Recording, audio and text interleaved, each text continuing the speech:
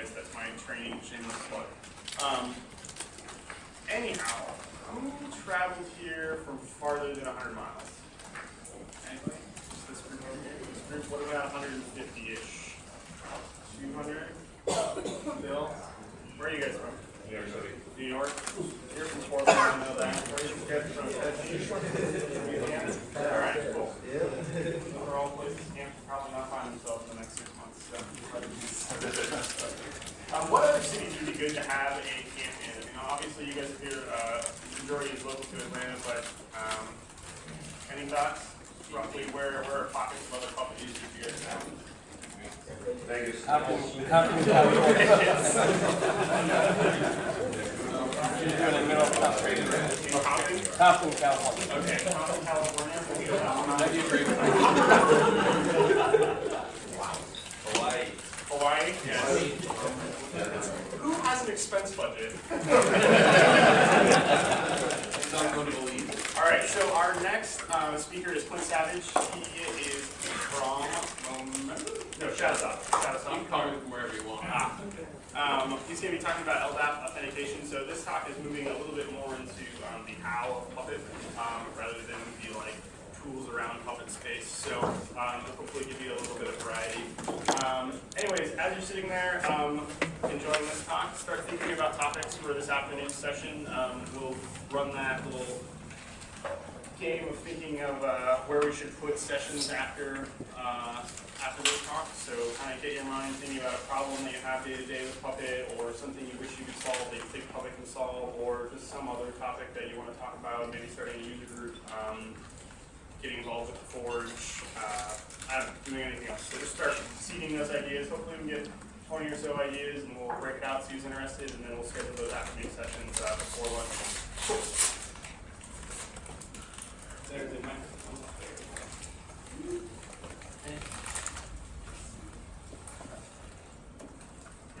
Other customers, what? Does it work? Oh, maybe help find the Yay! Here we go. So I do lots of pictures of puppets, but I didn't make this one. Hi, my name is Clint Savage. So just kind of give you a quick introduction. I'm actually from Salt Lake, so I might have traveled further for most of you. I don't know if I have or not, but I hang out online a lot. I'm a member of the Fedora project, and I do a lot with, the Fedora project. I go on GitHub a lot. I do a lot of stuff with that, and I hang out a lot of social networking channels and whatnot. So my experience with Puppet, I started at a company 3-4 years ago almost that I was working with, and we had a big problem where we have about 120 nodes or so. How many of you guys out there are managing Linux servers or Unix servers right now? Okay, how many of you have like 10 nodes or 15, 20, 100, 200? Okay, good, because that's this talk is going to kind of focus on is some of the problems you're going to run into and things like that where you might have some issues. So we had a problem where we said, okay, we have a user, Jim. He's one of our Unix administrators, and we want him to have access to the system. We might also have other users. And we said, well, he needs to be able to come in and log into the server. So what we need to do is we need to have some way of creating a home directory for him on some shared component. We're going to talk about how that works. And then we created that profile and that history, so we created some sort of shell, environment variables, all that sort of stuff. Later that day, Jim will access Web 1, either from the console login or SSH or some other way. It does some things like NS switch. We're going to talk about a little bit how that works. PAM loads Kerberos, and the Active Directory server takes a little bit of a step over there. You can kind of see my numbers. I hope they're big enough, but we'll see how it works. And then try to match the group in the security components. We want to make sure that we only let people on the machines that are supposed to be there. So we're going to be focusing on some of that stuff. If Jim's successfully allowed, he'll automatically mount an NFS share that we'll be talking about. So problem number one we run into is how do we do this authentication and authorization, right? The server is basically out there. You have 10 administrators, maybe 100, I don't know how many you have, and you have 20 web servers. That's great. But I don't really want to replicate my password, my shadow, and my group file every time. It just doesn't scale. What about your database servers? What about other things like, I don't know, what are the types of servers you guys have? I mean, there's lots of things to think about, right? And these are basically the roles that we think about inside Puppet. That's how I kind of think about it. I don't want to rsync Etsy password 400 times. Every time someone makes a change, I have to rsync it everywhere. Or in the case of Puppet, I don't want to push out that, that password file 400 times. So, excuse me, that brings us to our solution. We have a couple choices that we ran across. Two of the choices we came up with were, well, Active Directory if you're in a mixed environment, and that works really, really well. Or if you want to set up Kerberos and LDAP on the Red Hat side, or on the Linux side, we use Red Hat in our place. So it was kind of like that. So you think about these sorts of things. And while Kerberos and OpenLDAP are capable and doable on Linux, it isn't necessarily that easy if you've never touched Kerberos. Some of you guys ever played with Kerberos? Okay, good. So it's kind of scary. It's the first time to look at it. It's not work. What's that? Horrifying. Yeah, it's horrifying. It's a good way to look at it. So we chose AD, of course. It was the simple solution, right? Well, also because we're in a mixed environment where we have Windows servers and they already had Active Directory. So we didn't choose it like that way. Somebody else already chose it for me, like my boss. Instead of using Active Directory, I said okay. I pinched a lot first, but I said okay. So adding users in Active Directory is actually very simple. Once you got this up and running, you go to the Active Directory component, you add a Unix attribute to your user. You don't have to fill in this domain, but you have to fill in the other things. Now, one of the things that we had to think about was user private groups. Anybody use user private groups before? If you're a Red Hat user, you probably have. The idea is that you have your own user account, but then you also have your own private group where you keep all of your things you create in your home directory or somewhere else when you create a file. It gets tagged with your group. And that way no one else can access it. Red Hat does this by default, so we wanted to make sure and take care of that. If you have any other supplemental groups that they should be members of, you should add them as well, and you can do that within Active Directory. So this kind of takes us to that server side of it. Now we're going to kind of switch to the client side. The first thing we want to talk about is name service switch, or NSS. NSS lives in a little file called Etsy NS-Switch, and later on I'll show you examples of these files at the end of my talk. But Etsy NS-Switch actually controls how the authentication or lookup works. Excuse me, lookup, not authentication. And so we'll look in there, and we'll first look in the local files. Now, what kind of users do we have in our systems? We have the root user, right? We want that to be on the directory lookup. And how are you going to get into the box if you don't have root, right? So you got to think about that. So the first thing we want to do is we want to make sure that we have it looking locally. That's easy enough. And then once that's taken care of, NS-Switch will look up the proper user. So if it's the user Jim, it'll look in the local files. Nope, there's no Jim. It'll look in LDAP, or the LDAP extensions on Active Directory. You'll have client open LDAP configuration that you need to set up. A lot of pieces here. And you'll also have a PAM configuration for at least two components, a PAM PRV5 and a PAM access, and we'll talk about those a little bit more as well. Some of these pieces are configured in Etsy PAMD, or their modules are stored in libsecurity or lib64 security if you use Linux. Most Linux anyway. Another piece that we need, Kerberos. Right? Is, well, yeah, actually authenticate. And, whoops. That was bad. Let's start over. I don't know how that happened, actually. You mentioned Kerberos. Well, here's the funny part. It went all haywire, you're right. So it was supposed to be funny anyway, but it failed. Yeah. So I was just having fun, and I usually put in weird slides like this to kind of take a break and think about things. But I noticed this puppet here in the top right, or your left, that one. That's a zombie puppet. No. And this lady makes them. It was really cool. Sorry, I'm just like distracting this topic now, but this lady makes them. I also thought this guy was pretty entertaining. So anyway, so enter puppet. And my AD client module. So first off, I use 0.25. This is a little bit older. So what is it, 2.7 now? Okay. Yeah, and so 2.5 is a little bit older, but most of the syntax should be similar. If it's a little different, I apologize.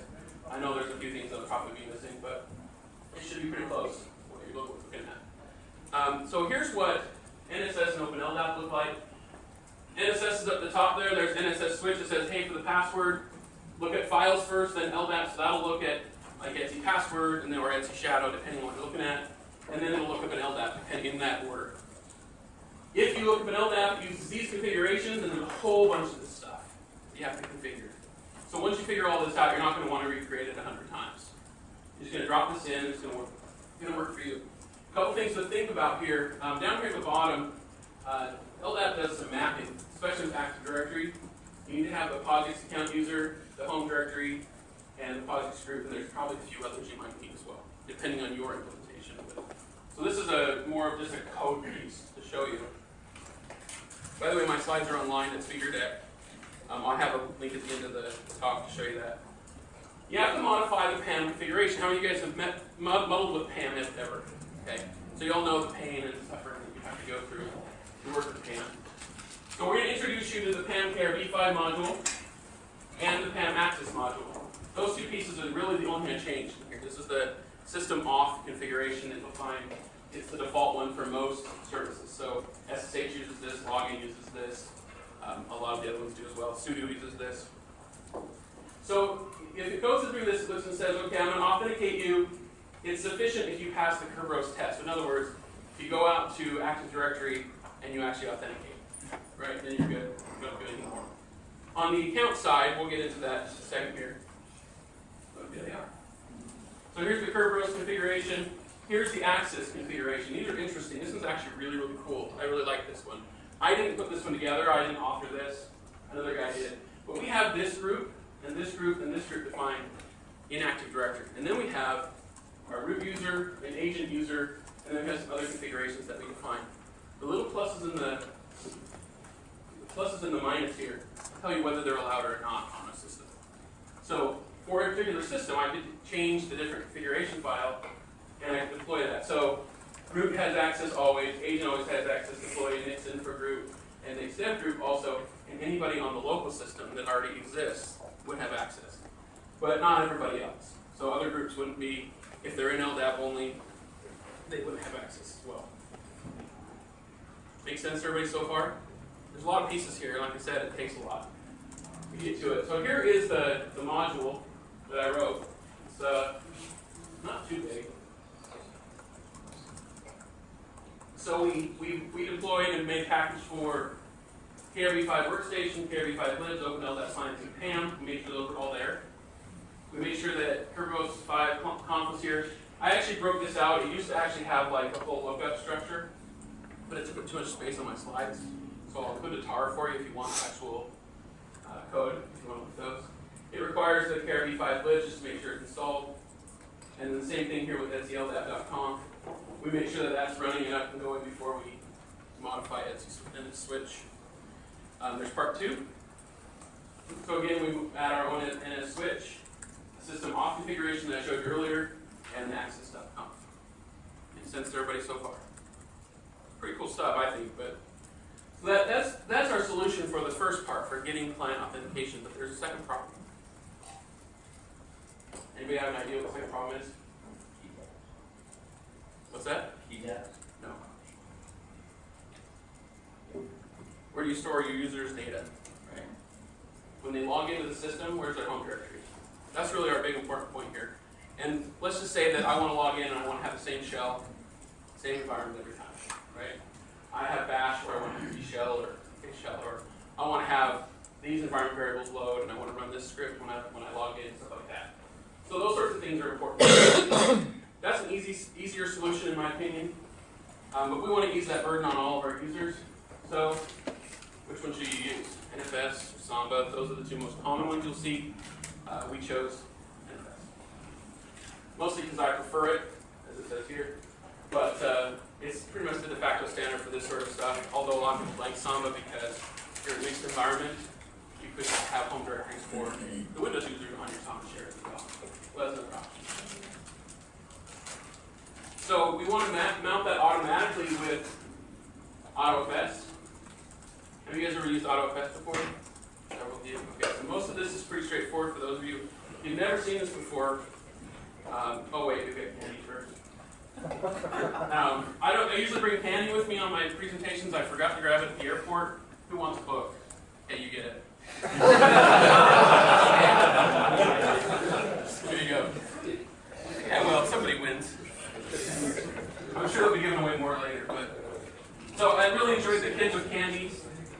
that was my favorite one. So I don't know why they would be giving the little baby candy that much. But, They obviously don't have First kids. child. yeah, well, my first child didn't get that much candy. That's not my second child either. So, go get some candy at lunch, I guess. I commented that Public like candy, at least Pinocchio did. Kind of got Geppetto before. Should have did that one. But, yeah. So how do we create those home directories? Well, there's a couple components that aren't straightforward with this. This is the harder part. I actually didn't include the code for it, but it is just Ruby modules. The URL that's there has been up there for quite some time, and it actually is pretty good. What you do is you write a simple Puppet module with a custom function. I can pull those up if you want to look at them at the end. Maybe I'll do that. And it just grabs the UIDs from Active Directory for all the users that need to be created. So those are all those ones with the Unix attributes that we talked about at the very beginning. And then it also grabs the GID number, and that's used for the user private groups and any other groups that they're a member of, so like Nix Infra or Nixdev. And if you're interested in those are actually really cool functions. It took me a while to figure them out. Special thanks to Kane and a couple other guys on the Puppet channel helped me out with that. So then we took those pieces and we put them into our manifest for homedir.pp. So I included Ruby LDAP, which is one of the things I need to have installed to make those Git UIDs work. I wrote Ruby code to do that. And then I added bash files, right? So we all defaulted and defined that everyone has to have bash. They can find another shell if they want, but we are not going to support it. But we could have done other ones as well. It wouldn't have been very hard to replicate this or to say, pick your types of files and here's the system. So I have a location where it's going to be created, the name of the user, and then .bashrc. I also did it for bash profile, and I make an empty bash history also. And the neat one about the bash history is it gets created but never gets modified after that. It just keeps using it. So continuing on part 2. Then we have to create user directories, so that's and then we ensure that happens. I hard coded the directory, don't do that. Unless you want to. But that's how I had that created. So ensure the home directory is right there. And I put that all together in my Puppet Master. So this all runs on our Puppet Master. We include home dir creator. We call get ADUIDs. It grabs all of them and then passes each of them to the ensure home directory function. Make sense? Hopefully it does, I don't know. A lot to think about here. So lastly, we have our automatic configuration in one of the files. This is really, really simple. How many of you guys mentioned, I mentioned in AutoFS, and most of you did that already, right? So I just have a home directory there. You can do like home guests or something. And then I just have a mapping of anybody logging in gets these rights to that machine on that directory. It's actually a NetApp that we used, so I didn't have to create NFS. And it's much, much faster. If you ever played with NetApp, their NFS is kind of cool. All right, so here's the classes for that. So AutoFS, put it together like that. Use this site too. Just realized that. So auto.homes, I can provide that information here. I did also have a lookup structure for this as well. Based on the machine you're on, there might be a lookup that's different. And then of course auto.master. Now one of the technologies I didn't mention, but I think would be really cool, we didn't put it in ours originally, but we added it later, which I'm not going to show in here, is passing your credentials. So one of the things that's interesting is when you log in to one of these boxes that does that authentication, it can take about 5 to 30 seconds, depending. That's too long in my opinion. So one of the neat tools that comes out of this is called Security Services Team, or SSST. It was introduced, I think, in RHEL 5.4 and works all the way up through 6.2 or 6.3 or whatever it's at right now. And it's available, and basically offline caches your authentication for a period of time. You can configure it to the length of time you want. So when you log into a box the first time, it takes that period of time. The next time you log in, say the next same day or next day, it should be pretty much immediate. And it caches that locally, which is nice also if, say, your Active Directory server goes down, which does happen from time to time. So that's pretty much it. My slides are available here. Are there any questions about anything that I talked about? Yeah? Yeah, so you talked about AutoFS, which is intriguing, but you guys are headed down the path of System D, right? So are you guys headed more towards the SDFS tab comment model as opposed to AutoFS? I actually find it superior. That's what It was interesting. I actually looked at that just recently. Actually, we're talking about when you put a common line in as CFS tab. Right. And, like, you You comment specify out this to go is- to use it. Yeah. If you don't comment it out, it hangs your machine. Right. Yeah, I learned that. Well, it kind of comes from two perspectives. One, are you guys going to push it to be across other distributions of that goal? The second, Right. would you take a model like, because AutoFS is kind of useless in that scenario. I mean, it shouldn't say useless, but kind of deprecating. I guess it's a debate. I mean, I really like AutoFS and it's very fast, but I do agree with you that there's a better way to do that. One example might be to have them on NFS or NetApp Lens or something like that, Yeah. and do it that way. Just automatically escape them out. Right. I don't know if the groups don't. Yeah, I have a little, and I like it, but I haven't dealt with it to that extent. And none of the enterprise distributions yet have it. I haven't jammed on my own. Yeah, I run Thor 16 on my laptop here, so Boot speed. yeah. So I understand. So yeah, I haven't really considered that. Anybody else? Another hand. So you're creating your root user on the AD side? And No, don't do that. Alright. That'd be bad. Think about that for just a second. I think it's a horrible idea. I think all that you were doing it. Let's give the scenario just so if anybody isn't clear on it. You have your root user on the AD side, right? You log in as that root user, and your Active Directory server is down. How do you get into the box exactly? Single You have option to the reboot it, kernel. right? And who reboots production machines every day? Windows users, right? I know that was mean. I'm sorry. No, I'm just kidding. What? So, yeah. So that's yeah. If you're running a heterogeneous environment, which in my mind, different Unixes and Linuxes together, you have stuff like instead of Solaris, instead of home folder, it has extra home. Sure. So there's some adjustment that we have to go. Yeah, let me actually bring it up because I actually have. Yeah, that's a really good point you made. I'll have to grab something else actually. I shouldn't quite yet, but I'll just talk to you after about it. But there is a way to do a lookup in your Puppet configuration. What I actually do, I don't have it on the slides here. I don't have it on the slides here, but what it would do is essentially it would look at the different machines and types of machines, and you can do it by system role or by machine environment or other things. How many of you guys have heard of DHT lookup? And there's no one Hyra, right? Is that the new one? Okay. We used DHT lookup because this was a couple years ago. So we use that, and we actually determine how the system would be there, and that's the order we would determine it in. And so we use that as our functionality, things like that. We do actually have the AIX machine out here for them. This is a Linux specific example, but yeah, you can definitely. You're in the Red Hat world too, so there's some differences. Definitely. Red Hat and Debian. Yes. And that's one of the main things about Puppet. It gives that flexibility where you can say, hey, these files you're going to deliver, I'm going to have different versions for each, and you can be able to do that. Yeah. You can also use like Factor, which Yes. is pretty standard thing about it. It will tell you, it gathers facts off the operating